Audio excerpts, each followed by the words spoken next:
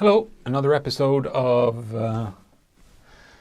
thank you for checking in. Here's Andreas Ekström, your host in this little program series. Have you noticed how all postal systems of the world are sort of closing down? Of course you have. I live in a town now where the Postal Service claim that they deliver letters every second day. Really not.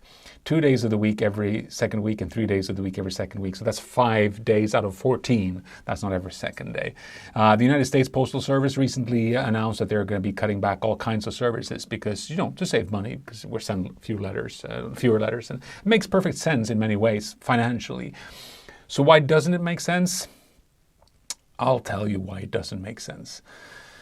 A society is not built on cash alone. That's why it doesn't make sense. A society falls apart when there's not infrastructure, when people can't get places, where people feel left out in rural areas, where the trustworthy basic services of the nation are no longer trustworthy. That's when a society breaks apart.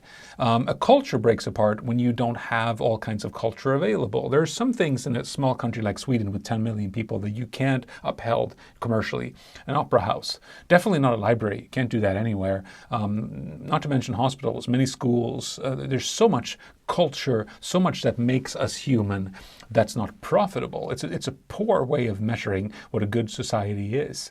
The Postal Service, in a way, is a part of that. You need to make sure that some basic things are in place for this to feel like a society where I want to contribute, where I want to pay my taxes, where I want to help my neighbor. If we're rolling this back, we're going to be dependent on Amazon for yet another thing. I just don't think that's a healthy way of building society. We need more local governing. We need more local businesses. We're being swallowed by giants right now. It's got some upsides, but I'm not here to talk about those.